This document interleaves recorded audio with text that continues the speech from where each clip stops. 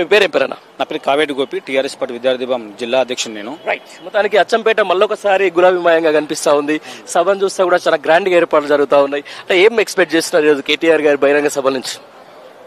ముఖ్యంగా అచ్చంపేట నియోజకవర్గంలో ఒకటి వినికిడి ఏమొచ్చిందంటే, గోలబాడ వెళ్ళిన తదనంతరం అచ్చంపేట కాలేపింది, అచ్చంపేట గులాబీ శ్రేణులు లేవు, కార్యకర్తలు లేరు, క్యాడర్ లేదని ఒక సంకేతం నడుస్తుంది. వాళ్ళకందరికి చెప్తున్నా, అచ్చంపేట మరి గుండెల్లో కేటీఆర్ కేసీఆర్ పార్టీ నడుస్తుంది. ఏ విధంగా అంటే, ఈరోజు 8 మండలాల నుంచి తండోపతండాలుగా భారీ పబ్లిక్ వస్తున్నారు. దాదాపు 20,000 పైచీలకు వస్తున్నారు. మంచన ప్రకారం వాళ్ళకందరికి ఏర్పాట్లు చేశాము. వర్షం వస్తే కూడా జెన్ ప్యాక్లు తయారు చేశాము మరిజనర్ రెడ్డి ఇన్ఛార్జ్ ఆధ్వర్యంలో. ఈ రోజు కేటీఆర్ గారు ఇక్కడ నుంచి కొన్ని సందేశాలు ఏ విధంగా ఉంటాయంటే, ముఖ్యమంత్రి గారి రేవంత్ రెడ్డి గారి సొంత నియోజకవర్గం, ఇక్కడనే పుట్టినా ఇక్కడనే పెరిగినా అన్నాడు. ఇక్కడ నుంచి ఏం చేస్తున్నామంటే, ఇక్కడనే పుట్టిన ఇక్కడనే పెరిగింది కదా, 420 హామీల గురించి, 6 గ్యారెంటీల గురించి గల్లా పట్టి అడగడానికి వస్తున్నాడు ఇక్కడికి. అచ్చంపేట ప్రజల తరపున, అచ్చంపేట నియోజకవర్గం బీఆర్ఎస్ తరపున, ప్రజల తరపున, అందరి తరపున గల్లా పట్టడానికి వస్తున్నాడు. నీవి ఇచ్చిన హామీలు ఏమైంది? బాకీ పడ్డ పబ్లిక్ గవర్నమెంట్ ఇచ్చిన హామీలలో బాకీ పడ్డ అమ్మను కూడా కొంచెం చెప్పాల్సి వస్తుంది. మహిళలకు 55,000 ఇవ్వాలి, వితంతులకు 44,000 ఇవ్వాలి, మళ్ళీ వికలాంగులకు 44,000 ఇవ్వాలి, మళ్ళీ నిరుద్యోగులకు మళ్ళీ 2 లక్షల రూపాయలు ఇస్తున్నాడు, 250 ఉద్యమకారులకు 250 గజాల స్థలం ఇస్తున్నారు. మరి అదేవిధంగా మళ్ళీ మహిళలకు, చదువుకున్న అమ్మాయిలకు మళ్ళీ స్కూటీ ఇస్తున్నాడు. మరి కేసీఆర్ గారు తలపెట్టినటువంటి మళ్ళీ కళ్యాణ లక్ష్మిలో ఎంత బాకీ పడ్డాడు.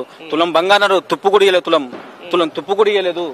అదేవిధంగా స్కూటీల విషయంలో అయితే దాని పేరెత్తలేరు. కాబట్టి ఇక్కడ నుంచే కేసీఆర్ గారు తనయుడు కల్వకుంట్ల తారక రామారావు గారు ఈ ప్రభుత్వాన్ని గల్లా బట్టి కాళ్ళను పట్టుకొని అడిగే దానికి ఇక్కడికి వస్తున్నారు. దానికి ఎట్లా ఏర్పాటు ఎట్లా వస్తున్నాయి? ఒకవేళ భారీ వర్ష సూచన కూడా ఉంది, అన్ని ఏర్పాట్లన్నీ పూర్తి చేసుకున్నారా మొత్తం? ఎట్లా అంటే వచ్చే వాళ్ళ కోసం ఏదైతే పార్టీ కార్యకర్తలు అయితేనేది, కేసీఆర్ అభిమానులు అయితేనేది, వాళ్ళందరికీ ఎలాంటి అసౌకర్యం కలగకుండా అయితే ప్రయత్నాలు తీసుకున్నారా? ఇక్కడ మరిజనర్ రెడ్డి గారి ఆధ్వర్యంలో ఎటువంటి అసౌకర్యం లేకుండా అన్ని A to Z, అంటే వర్షం వస్తూ కూడా మేము జర్మనీ జెట్ ప్యాక్ లాగా పైన రూఫ్ వేయించాము. ఫుడ్ భోజనం విషయంలో అన్ని ఏర్పాటు చేశాము. వాహనాల విషయంలో, పార్కింగ్ విషయంలో కూడా అవుట్స్కట్ లో మేము ఎక్కడెక్కడ పార్కింగ్ చేసుకున్నాము. ఇక్కడ తెలకపల్లి నుంచి వచ్చే వెహికల్స్ మొత్తం ఇక్కడ ఈద్గా సైడ్ పెట్టాము, జేఎంఎస్ స్కూల్ సైడ్.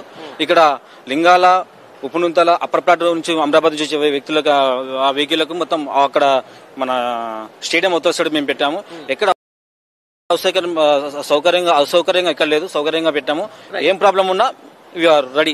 ఒక 200 మంది వాలంటీర్స్ కూడా ఉన్నారు. బేసికల్ గా ఇక్కడ గోలబాలరాజుకు సంబంధించిన దాంట్లో 2 ఏళ్ల పాటు టికెట్ అవకాశం ఇచ్చి ఆయనకు ఎమ్మెల్యే అవకాశం ఇవ్వడం జరిగింది, ఒకసారి ఎంపీ కూడా అవకాశం ఇవ్వడం జరిగింది. అట్లాంటి పార్టీని వదిలిపెట్టి ఈ రోజు అంటే పార్టీ కష్టకాలంలో ఉన్నప్పుడు ఆయన బయటకు వెళ్ళిపోవడం, వేరే పార్టీలో జాయిన్ కావడం, ఆయన చేస్తున్నటువంటి కొన్ని వ్యాఖ్యలు కూడా చాలా అభ్యంతరకరంగా ఉన్నటువంటి పరిస్థితి. ఈ సందర్భంగా ఈ గోలబాలరాజు గారికి ఏం చెప్తారు మీరు? నేను గోలబాలరాజు గారికి ఒకటి విషయం చెప్తున్నా. అంటే మీరు పార్టీలో మీ వెనుక మేము దాదాపు 2007 నుంచి పనిచేసినాం. మనమ్మ తిప్పలేదు, మీరు ఏం చేస్తే పని చేసినాం, పార్టీకి అనుగుణంగా చేసినాం. మా కార్యకర్తలకు ఒక మాట చెప్పకుండా, ఒకరు ఫోన్ చేయకుండా నీ సొంత నిర్ణయం తీసుకున్నావు. ఈ సొంత నిర్ణయం చాలా మేము ఖండిస్తున్నాము. ఏ ఒక్క వ్యక్తికి చెప్పలేదు, అది నీ వ్యక్తిగతంగా అనుకున్నాం.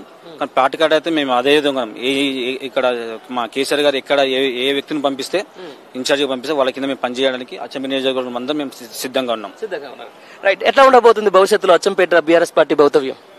నాకు తెలిసి వచ్చే ఎలక్షన్ లో ఈ అచ్చంపేటే భారీ మెజార్టీ ఇచ్చే అవకాశం ఉంది.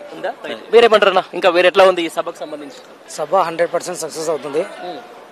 కేటీఆర్ సమక్షంలో చాలా ఈరోజు కొంతమంది కొత్తగా చేరిక పార్టీలో, కాంగ్రెస్ పార్టీ నుంచి చేరికలు ఉన్నాయి. కాంగ్రెస్ పార్టీ నుంచి చేరికలు వస్తురా? చేరికలు ఉన్నాయి. ఈ మీటింగ్ కూడా 100% సక్సెస్ అవుతుందండి. అంతేనా?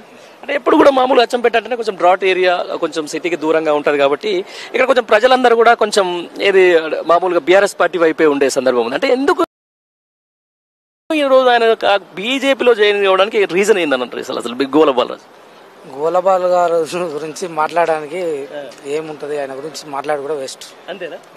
వేస్టా? అట్లాంటి కార్యకర్త గురించి మాట్లాడడానికి మాట్లాడడం వేస్ట్. కార్యకర్తల గురించి చెప్పకుండా పార్టీని నెట్ట